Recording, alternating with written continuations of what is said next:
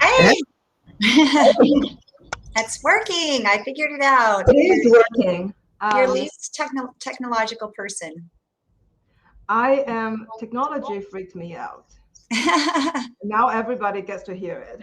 So people are rolling in, and I think some of them are taking a break. I'm going to go back to reception to direct them to click on the sessions.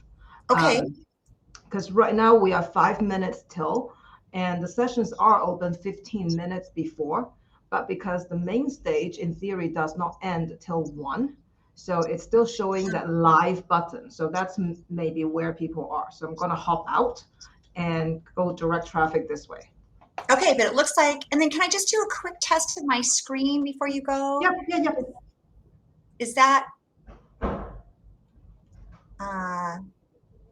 working? Okay, Yep. great. So you just want to click slideshow, then it will be just a slideshow. Oh, yes, okay.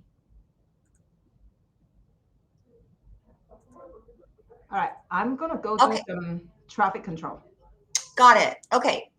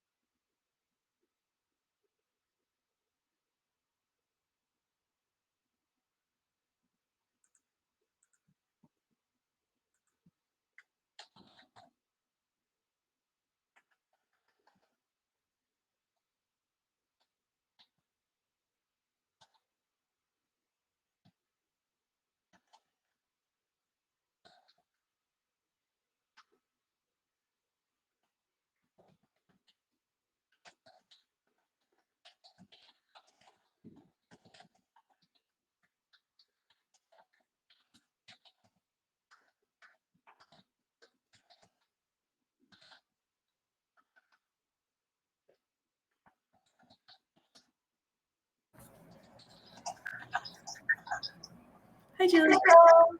How are you? I'm very well, how are you? I'm fantastic. Good, I'm just finishing up one quick email. Sounds great. If you don't mind, I'm going to share my screen just to start so I can get our QR code up on the screen. Sure. Awesome.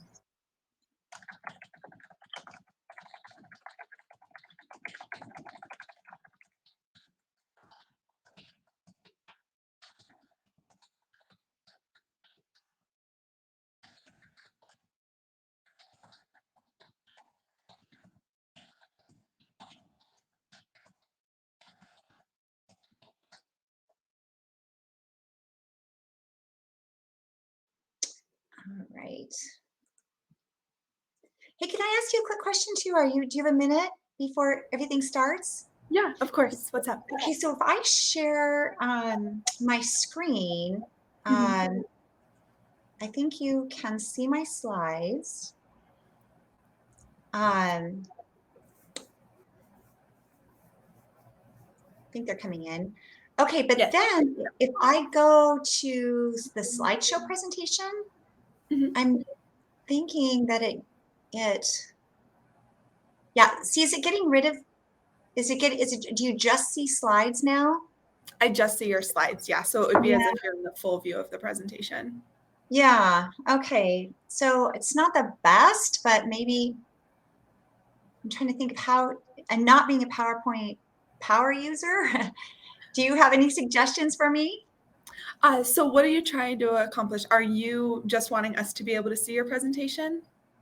Yeah, but I was, kind of hoping to have get rid of this side and only just see these so that you're not, so it's bigger. Yeah, so when you hit that from beginning button, all we see is that blue screen. We don't see any of your PowerPoint presentation notes or anything like that. But then you don't see me as well, right? We do. It's the screen is up here and then all the videos are down below. So we'll see both. Okay. So if I do this, you are seeing, hold on. I feel like because the problem is I've lost you. Oh, okay, I see. Yeah, and you made that, that's how it was with our main stage. Our speaker wasn't able to see everything, but that's what I'm here for as the moderator, to kind of go through the chat and have those questions. Okay, I just hate staring at, I can't even see, I would at least like to see, no, why am I not getting out of there? I'd at least like to see you. Whoops. Why is this not? Oh, there we go. I would at least like to see you. Of course, yes. All right, So well, go ahead. I was gonna say, if you don't mind, I'll just keep them up on the side. Yeah, that works great. But it is 101, so let's get started. Welcome everybody who is here. The slide that you're seeing right now is, again, for our EDGE program, specifically for these concurrent sessions. So if you're wanting to earn points for that, do that badge and make progress toward it, here you go. I'll leave it up for a second. But today in this session, we'll be talking about setting boundaries and managing burnout with Julie. And I'll let her introduce herself in just a second, but there will also be polls for this session. So if you, on the right-hand side where there's the white strip of the chat and you see the tabs at the top, you click the one that says session and then the one that says polls, and there should be 3 there that you can start answering. And I'm sure Julie would love to see the feedback for that. And I'll put this QR code up again at the end. That way, if you don't get it right, you can get it at the end. But welcome, Julie. Thank you, Crystal. I hope everyone had a chance to see Kathy's presentation. I just thought it was really fantastic, and I was really inspired by her story. She's gone through quite a few amazing changes and opportunities, and also some hard times in her life. But I think one of the things that really stood out to me was her seeming like her confidence, or just her assurance that everything was going to work out no matter what came along her way. And I think that that is evidenced by her quote, or when she talked about it's not what's happening right now, is how you react to what's happening. And I think that that's just really important as you go through changes, because the world will throw you curveballs along the way in your life, and they will be uncontrollable. But how you respond to those helps you to build resistance and character, and also can open up a lot of opportunity if you let it do that. So I hope you were as inspired by it as I was. As Crystal mentioned, I'm Julie Bach. I am a Senior Vice President and Lead Advisor with WealthSpire Advisors. And WealthSpire is actually coincidentally a little bit new to me. Our firm, Private Ocean, merged with WealthSpire at the end of 2021. So I'm brand new to WealthSpire, but it also is kind of a change for me this year as well, as we move through integrating our Private Ocean company into the WealthSpire company. And I'm looking forward to what those are. I think I might have been one of the few people who said that I embrace change. And I hope that you can come to closer to that through your life, because again, I think that embracing change allows for opportunities as things come along, to be seen as opportunities rather than obstacles. Just a quick review of my background. I'm also a Central Washington graduate, a little bit like Kathy as well, not traditional. I started at Central in my sophomore year. I'd gone to Green River College as a freshman freshman and sophomore, and started my junior year at Central, and then also fell in love with the wrong guy and left school, but hated that. I just always had this feeling that I wasn't doing what I should have been doing, and ended up coming back through one of the satellite programs and graduating from that satellite program.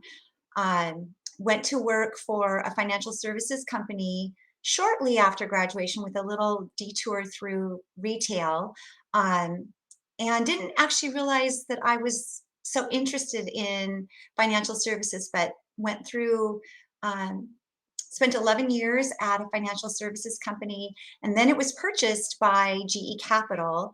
And at that time, GE Capital wanted to consolidate all of the companies that they purchased on the East Coast. So I didn't want to be an East Coast person, so decided to stay in Seattle, and then decided that I was going to become a financial advisor. And I think that I was naive and probably a little too big for my britches, but started out doing that. Met a woman who was retiring, and purchased her practice. I knew that I knew I wanted to be um, a fiduciary. I knew I wanted to have my primary goal be that of the client. And so this was perfect opportunity. So bought that practice and continued to build it until it was just kind of overwhelming. And then met another woman who's still my current partner, Kelly Keitel. She and I were decided to join our practices together. And then over time, we merged with two other advisors and created a company called Lakeview. And then Lakeview merged with Private Ocean in 2018. And then now Private Ocean has merged with WealthSpire at the end of 2021. So that's my quick and dirty journey through from my time at Central to now. But I have also really come to value my time at Central and realize how far it really carried me through my life. And again, kind of going back to something that Kathy said about your education being one of the best gifts you can give yourself. So, you know, stick with it as best you can. Get it, and also please know that I love to talk with students. So if there's anyone, if you want to reach out, I'm happy to talk at any time. But that's not what today's session is. Today's session is talking about setting boundaries and managing burnout. So I'm going to share my screen and we're going to talk first about boundaries, and then we'll go into the questions about the section about burnout, and we'll go to those polling questions at that time. So bringing up my slides. And sorry if you see me looking to the right. I'm using two screens, so I will kind of be moving over to the right. So I thought what we would talk about today is, if we can go to the next one, is just defining, what is a professional boundary? There's personal boundaries and professional boundaries, but we're going to focus kind of on the professional boundaries today. How do we set those boundaries? And what happens if boundaries have to be compromised along the way? And then we'll move into burnout. What are consequences of burnout, signs of burnout, and preventing burnout? So hopefully that sounds okay to everybody. So first, I thought we would start with a definition of a boundary. And I found this in a presentation when I was doing my research. And I thought it was just a really good definition, which is the physical, emotional, and mental limits you create to protect yourself from overcommitting, being used, and behaving in an unethical way. And I just thought it captured so many elements of boundaries from a professional standpoint that I thought it was just a really great definition. Feel free to jump in. Just like Kathy, I would love for this to be interactive. So please feel free to jump in with questions or comments. Do you like the definition? What would you add or take away from that? Okay, sorry guys. Okay, physical boundary. What do we mean by a physical boundary? So these are the types of boundaries you might find in a professional setting. What is a physical boundary? Well, first of all, it's a physical boundary refers to your personal space and touch. Some people are very comfortable being more physical as they create relationships, and some people really are not. And both of those things are fine. You just have to be comfortable about how you define your personal boundary and how you communicate that boundary. So a second bullet point, as it says, is everyone will define that personal space or bubble differently. And it's important to recognize your own and others, where if you're a person who might be really comfortable giving someone a hug as a greeting, you have to recognize that not everyone is going to feel comfortable around that. And, maybe allow people to drive that rather than you driving that. Physical boundaries, though, can also include tangible items like work tools or personal items that you could choose to offer to others on a criteria you establish. So just an easy one might be, let's say that you have a really great set of headphones that you use in the office, and you have a work partner or work colleague who chooses to asks to borrow those, and you say, yeah, that's okay, it's okay to go to borrow those when you need them. But all of a sudden this person begins to take them off your desk when you're not there, or uses them for too long. Those can be, now they violated a physical boundary. So you might have a work tool, you might have a personal tool. Those can also be defined as a personal boundary as well, or sorry, physical boundary. The other types of boundaries we want to talk about are emotional and mental boundaries. So these are things that are kind of intangible. How do you feel about humor? How do you feel about the way things are said to you, how communication happens? They are your thoughts, your values, and your opinions. And again, yours might not necessarily coincide with the way others think, but being able to share your opinion about something and hear others' perspectives without taking disagreements personally helps to communicate what your boundaries are, helps to hear what other people's boundaries are, and to create respectful relationships around those boundaries. Any questions so far about anything that we've talked about in terms of boundaries?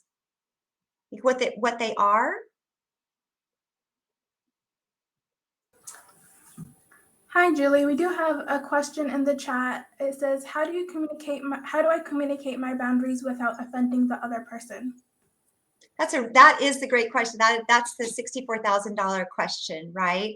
And I think for the most part, the first thing you want to do is kind of take a breath. While you may have been offended or really uncomfortable around something, and fair enough to feel that way, the first thing to do would be to just take a breath, and so that you can communicate in a way that is as likely to be heard by the other person as possible. So I would say, first of all, let them know that you're uncomfortable with that, for whatever boundary you feel they've crossed, that you're uncomfortable, and maybe offer an alternative. Rather than a hug, I prefer to shake your hand. Or if you're going to borrow my XYZ tool, I'd rather please communicate with me first about that before you take it. The more you can stay calm, the more the other person will stay calm too. But also you want to be, you want to say it firmly, because your rights to your boundaries are yours, and so you don't want it to seem wishy-washy in any way. Let me know if that helps, or if that doesn't answer it the way you're thinking. We have another question. Oh, sure. It's, how do you know you are overcommitting versus getting out of your comfort zone? Hey, that's a great question, and perfectly leads us right into the next section. So if you don't mind, we'll move to the next slide, and if it doesn't answer that question, let me know again, and we can delve further into it. So how to create positive professional boundaries. In my opinion, it first starts at the interview process. You're trying to understand the culture of the organization as best you can, as early as you can. So you want to ask questions that help you to understand what it might be like to work here from a cultural standpoint, but also not to all of a sudden put the interviewer on guard, right? Because if you're getting really really specific, they might begin to worry that your boundaries might be too stringent and may not fit into the corporate culture. So it's important to try to figure that out as best you can. So some of the questions you can ask are, do people respond to emails, voicemails, Slack, or any of those tools? Do they do that during the evenings or weekends? And if so, how often or under what circumstances? And then to kind of try to understand what your physical boundaries might look like. You could say, what would my workspace look like? Would I have an office? Would I have a cubicle? If I don't have my own office, are there places to have privacy? And then also some things that might be important to you in terms of your values are how much flexibility is there allowed for religious or other values-based desires, like potentially volunteering, working at a school for your children, or working at your church or synagogue or mosque. Excuse me. So you're trying to understand those, and then even how often do special projects come up requiring the team to put in extra effort? And it's pretty common for every organization to have special projects, but if that's just the MO, the standard operating procedure is everything's a special project, then boundaries start to get wider and wider and fuzzier, and it's hard to really understand what is the job and what's the special project. And then also ask for the job description if you don't already have it at the interview process. It won't include everything you're asked to do, and you shouldn't expect it to. Your job description is going to give you a good overview of your responsibilities, but you don't want to necessarily be that person that comes back and says, that's not my job because it wasn't in the job description. Job descriptions try their best to be as fully thought out as possible, but they're not going to capture everything. The more thought out that you see on a job description, the more the employer has really thought about the responsibilities of this position. So, pretty general things on there are just a few bullets. That might give you a reason to ask a few more questions about those top bullets that we just talked about. Any questions about that?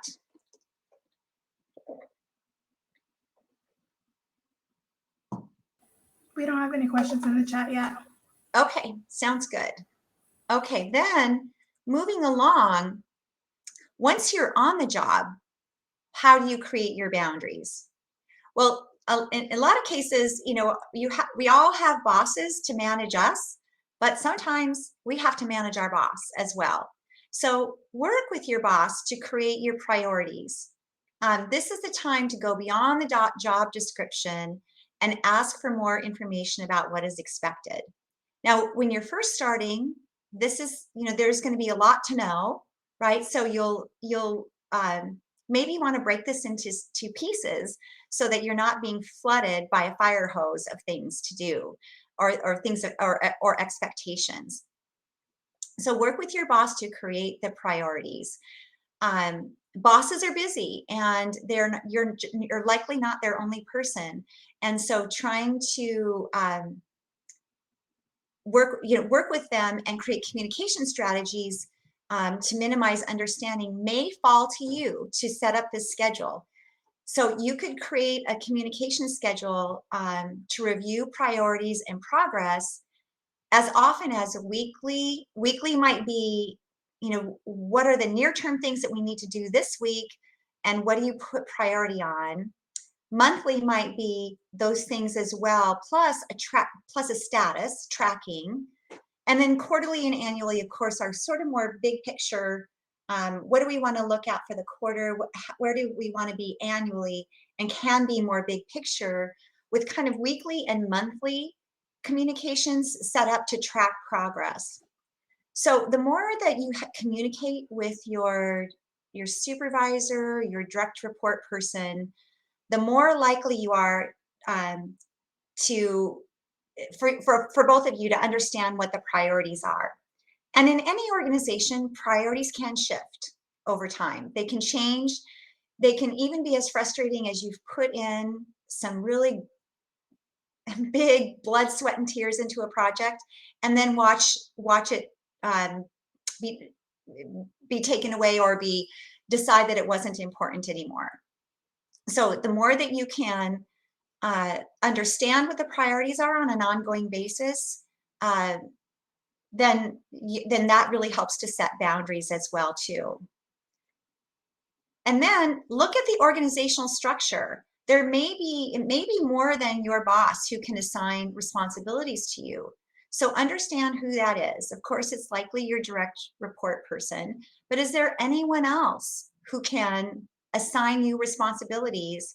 And then you'll have to figure out how to layer those in with everything else. Again, communication is really key here. And then who can alter priorities?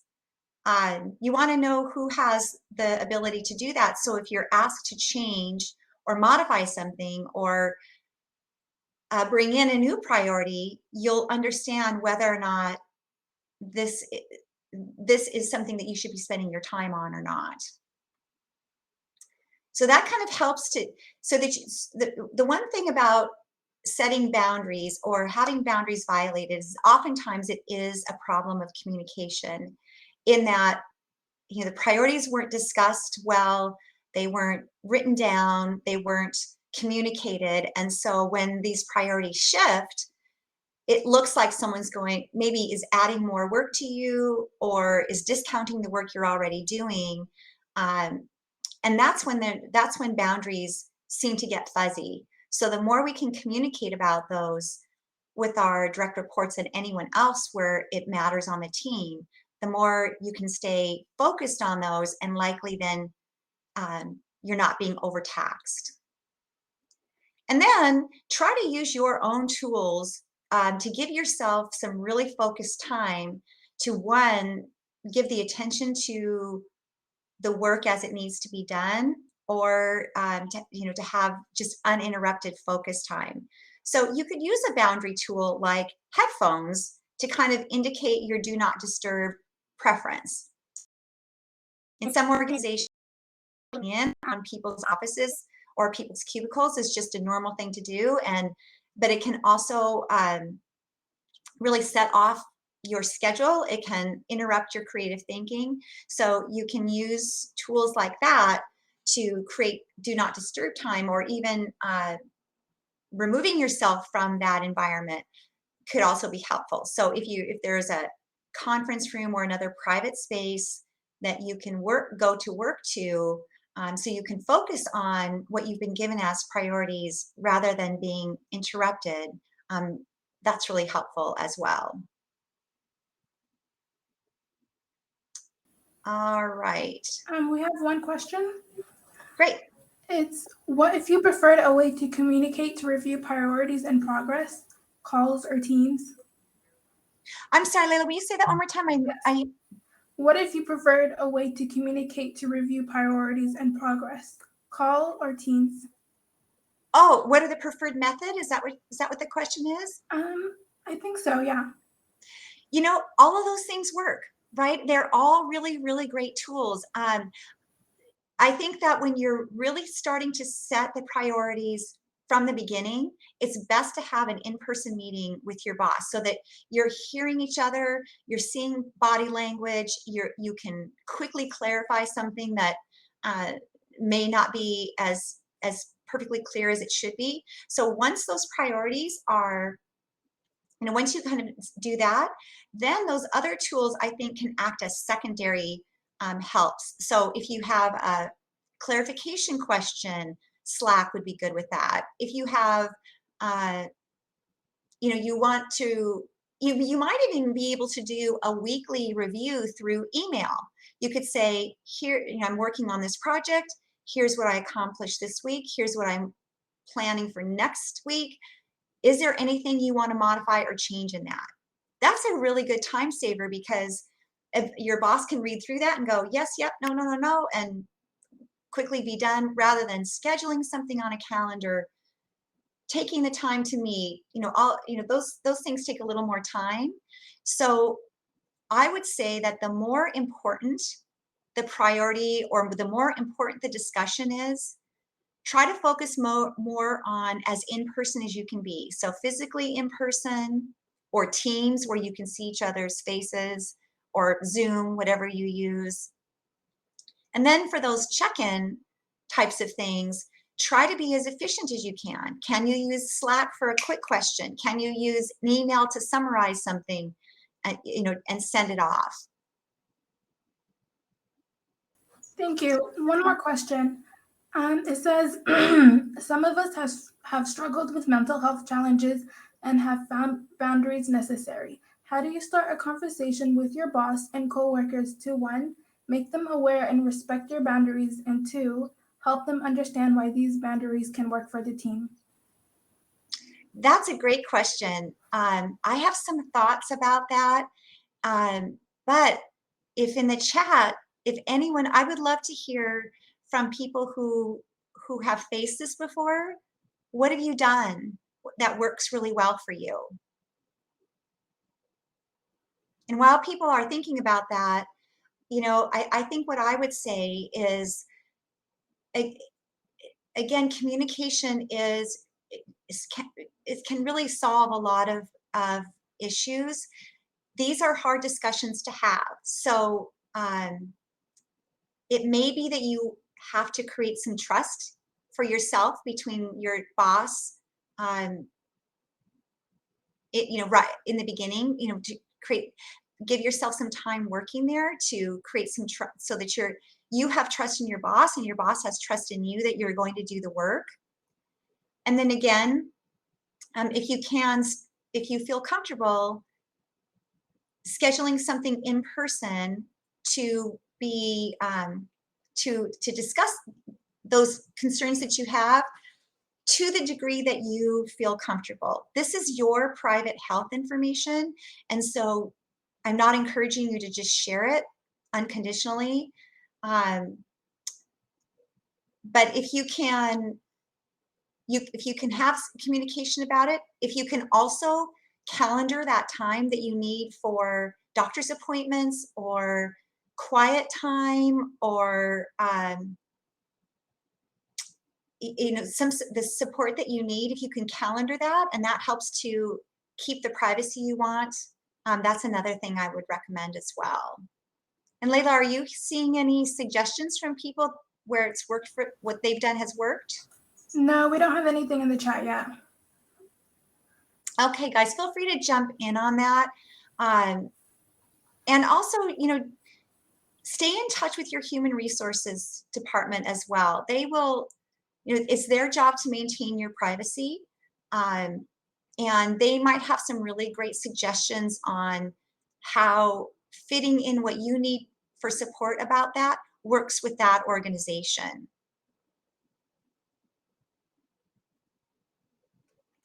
Okay, let me know if anything comes up with it, because I think that's a really, really great topic. Few more things about priorities that I wanted to chat with you about are boundaries change over time, and boundaries will change depending on your career goals. So the higher that you move through an organization, the more you have to think about maybe changing or expanding your boundaries. And so the first thing, remember that you're part of a team. You know, your work has to get done and that you're part of a team. And sometimes that can mean compromising your boundaries. So my suggestion is to lean into that as long as it's not persistent and overwhelming. You don't want your boundaries to start here and then all of a sudden they get moved here and moved here and moved here and moved here. That's persistent, it's overwhelming. But your team at sometimes for a project that's really important to the company or to the team may require that you put in a Saturday, you work late a few nights a week, you take over, you help other people with their job functions that are not necessarily yours. So you have to think about what you want from your career. It's fine to say, you know, I would rather just kind of stay in this particular area because I have the work-life balance I want, I have the income I need, I have the challenges I need from my career, and it's fine to stay there. There's nothing wrong with that at all. But if you are feeling like you want to move higher in your career, that does require likely more work time than just a 40-hour work week. It may require time on weekends. It may require, you know, those kinds of things if that's what's important to you. And it's important to recognize when the breaching of your boundaries is helpful or not, because you can be a great team member and help the team out. And whenever anybody asks you to do anything, you're just the person who stands up and says, yes, I'm going to do it. Anybody asks me anything, I'm the right person to stand up and I'll say yes to it. And the problem with that is that, one, you're going to get overtaxed and overburdened. And secondly, it really might not help your career that much. So you have to balance that. It's okay to step in once in a while and help out a team member because you are part of a team, but you don't want that to be a persistent request, because helping your team member might not help your career as much. But it is important to build supportive relationships throughout the entire organization. So even if someone asks you from another department or another area of your organization, if you could help out with something, take a look at that opportunity, because if you're also seen as someone who's willing to step in where it may not necessarily be in your particular realm, one, you should take that as flattery because they trust you, they've seen some work you've done, they believe you can do it, and you've now created an advocate in another part of the organization. But keep in mind, and this is really important, boundaries should never be breached in relation to your organization's ethics or values or legality, and even your own ethics, values, and legality. And I keep ethics and the legal issues separate because what is legal and what is ethical are sometimes different. And the ethical boundary is, in my mind, the higher boundary, is the higher burden to carry, because not every ethical breach is a break of the law, but every ethical breach is a breach. So I think that's really important. The two top and bottom things, I think, are super important when you're thinking about boundaries. You may have to compromise in a professional way, but they should never be breached if it means compromising ethics, values, or the law. Any questions about any of those things? I have a response to your earlier question. Oh, great. I'd love to hear that. One person said, I live vicariously through my calendar, so it does help sometimes to set aside time for some personal things, and people will see I'm busy and know that I can't get to their emails right then and there. It's nice to have those reminders as well, so I will stop to take a break from homework or side projects I'm doing. Yeah, that's a great idea. And whoever wrote that was thinking ahead too, because more about that to burn out. But those are really, really great suggestions. And I think that if you're a hardworking person and you want to help, it's hard to do that because you feel like you are, taking yourself out of taking yourself out when somebody might need you.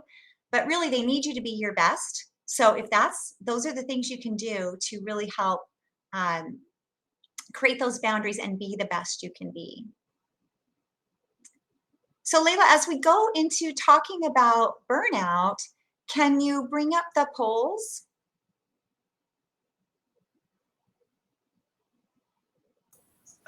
Would you like all of them or just the first one? Yeah, let's just start with the first one. Okay. It's already in the polls section, so people will just need to click on the polls tab next to chat, and then there's polls, and they should all be there. Okay, and then we'll just go through one at a time. Is that how we'll do that? Yeah. Okay. They're all there. So as people start answering the polls, I will give you the responses. Thank you.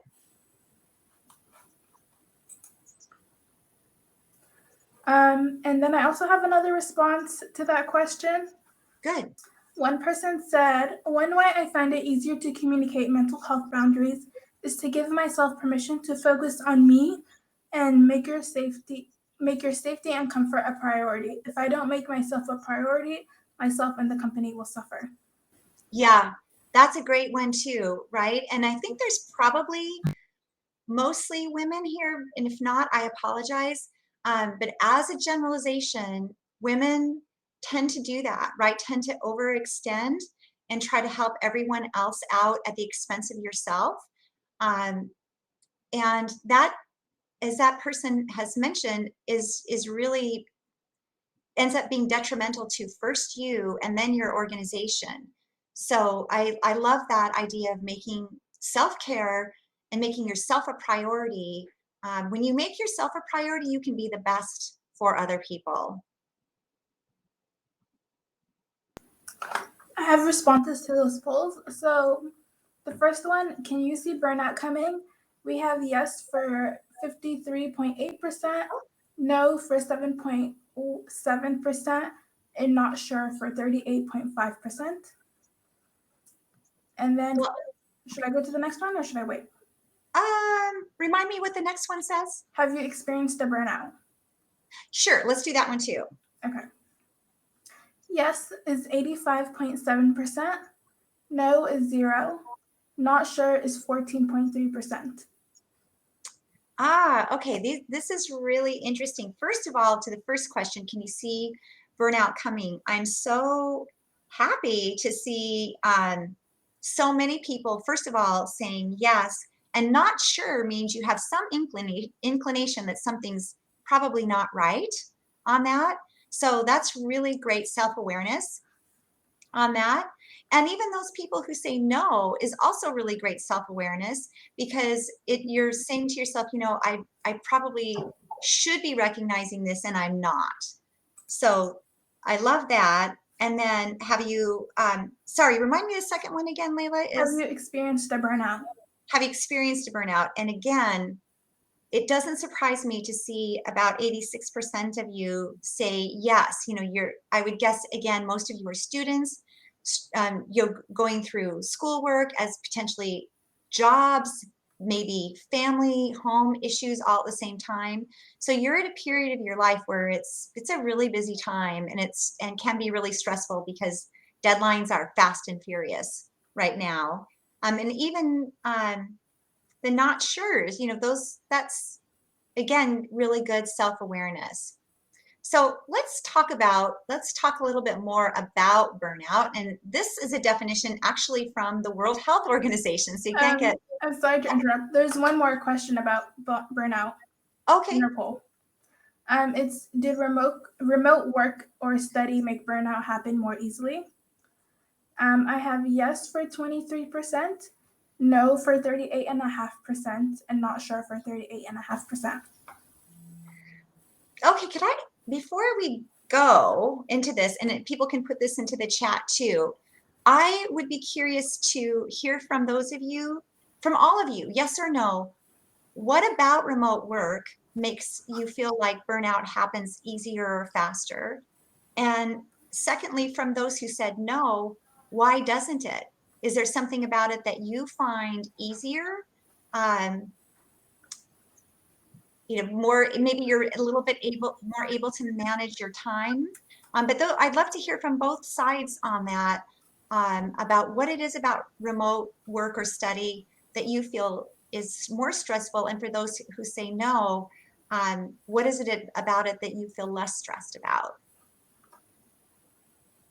So as you're typing those in, let's talk about the definition of burnout from the World Health Organization. So it is a recognized health condition, defined as burnout is a syndrome conceptualized as resulting from chronic workplace stress that has not been successfully managed. I think that's a key part of it, because stress is always going to be part of our lives, but how we manage it helps to keep the burnout down. So it's characterized by 3 dimensions: feelings of energy depletion or exhaustion, increased mental distance from one's job, or feelings of negativism or cynicism related to one's job. Does that sound, for those of you who say you have experienced burnout, does that definition sound like it's hitting the right spot? Just kind of think about that one.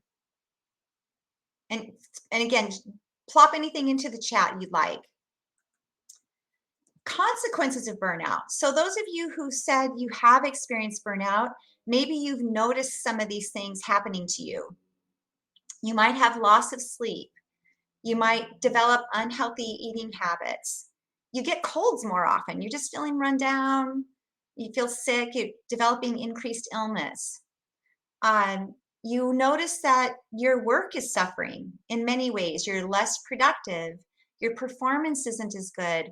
Or you're just thinking to yourself, I don't even want to do this anymore. I'm just going to avoid it. I don't even want to do it anymore. And then you'll start to see negative impact on professional and personal relationships as you work through that stress. You're probably not the happiest person to be around, and maybe a little bit short-tempered. And so that can start to weigh on both your professional and personal relationships. Questions about that? We have some responses for the definition. A lot of people are saying yes.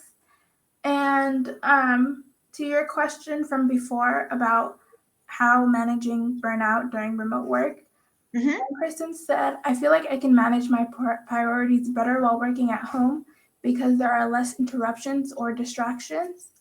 And another person said, no, because I felt I was able to time manage on my terms. This allowed me to better prioritize work/life when I was given free range and made things to fit where I needed them to, and not making it work when I could. That's great. Yeah, both of those I think make a ton of sense. About having a little bit more control over your calendar can sometimes make you feel more in control and have less stress about that. Yeah, great responses. One more response. I found remote work and study to lead to less burnout because I have fewer distractions and there is less pressure from other people. Also, there are fewer opportunities to become overwhelmed by noise, bright lights, etc. Being able to get up from my desk to stretch, grab snacks, use the bathroom without judgment relieves a lot of stress as well. Yeah, you guys are really intuitive about all of this. All of these things that you've mentioned are ways of combating burnout that we'll go into just a little bit more. But yeah, you're really intuitive about those things that work to help keep burnout at bay. And so as we move through this, signs of burnout are kind of the same as consequences. So if for those of you who were thinking, gosh, I'm not sure if I'm seeing burnout coming, maybe start to tune into some of these things. Are you feeling tired most of the time? Are you noticing it in your body? Because stress starts to stick into your body, and you'll get headaches, back aches, muscle aches. It might be easier to grab a bag of Doritos for dinner than to make something healthy. So you see change in eating habits. You're not sleeping as well. You might start to feel like, gosh, can I even manage this? Am I even capable of doing it? Feeling helpless or hopeless, negative outlook, like this is never going to change. It's always going to be this hard. Withdrawing from responsibilities and procrastination. Those are kind of the things we just talked about. And potentially increasing use of drugs or alcohol to help self-medicate through that. Sometimes it might feel like, I just could use a beer. This has been such a hard day, or a glass of wine. It's been such a hard day. And the next thing you know, it's 2 or 3 beers a night when you've got to get up the next day and work or go to school. That, if you can start to see some of these things in you, you might be headed toward that burnout. So what can we do to help prevent it? Well, I love all the suggestions that you've already, a few of you have already made, and I wish I'd had them on my slides because they are so good. But first off, try to recognize the sign early. Try to see, try to self-reflect and say to yourself, am I headed in that direction? What do I need to do to get through this? Maybe one of the first things you could do is communicate with your direct supervisor to readdress goals and priorities. Maybe you have allowed things to layer on and it has become overwhelming. So maybe having a discussion with your supervisor to say, this is what's happened. Here's what I'm taking on. Here's what I've been added. Can I get some help in these areas? The more you can have a plan about that, the better it will be received by your boss. Because if you sort of just dump, like, oh my gosh, I can't do it anymore, and just dump it, that's not as helpful for your boss. But if you come to them and say, here's what I was assigned, here's what I'm now doing in addition to that, in order to do the best I can, I'm going to need some help. And here's where I think it would be best that I have help. That it shows a lot of initiative to your boss and shows them that you're a problem solver. Some of you have already mentioned some of these things on the next bullet, next couple of bullets, which is, exercise, eat well, try to get as much sleep as you can. Taking care of our bodies makes a big difference in our stress. And try to include some enjoyable timeouts. Walk, exercise, meditate. I've actually become a meditator through the Calm app, 10 minutes a day. And I can tell you personally, that has changed my life. 10 minutes a day has changed my life. Call a friend, call someone who's, supportive, just someone you can vent to, just who's, better yet, take a walk with a friend and vent. That's even better. And then if you've done a good job, creating those relationships across the company, use that support system professionally and personally. Maybe, again, if you are uncomfortable about talking to your boss about your overload, maybe there's someone in another part of the organization who you trust, who you can say, here's a challenge I'm facing. What would you recommend I do? How try to use those other people for advice. And then I think some of you mentioned some of these things too, maybe not specifically related to work, but to time, is use your work provided benefits. Take your vacation and personal time and really try to take it. Leave the computer at home if you can. Try not to check your emails on your phone. And then many companies do have resources through their benefit plans for mental health, through health plans or other resources that are available, and take advantage of those too, because they are there with professionally trained people who can help guide you through that.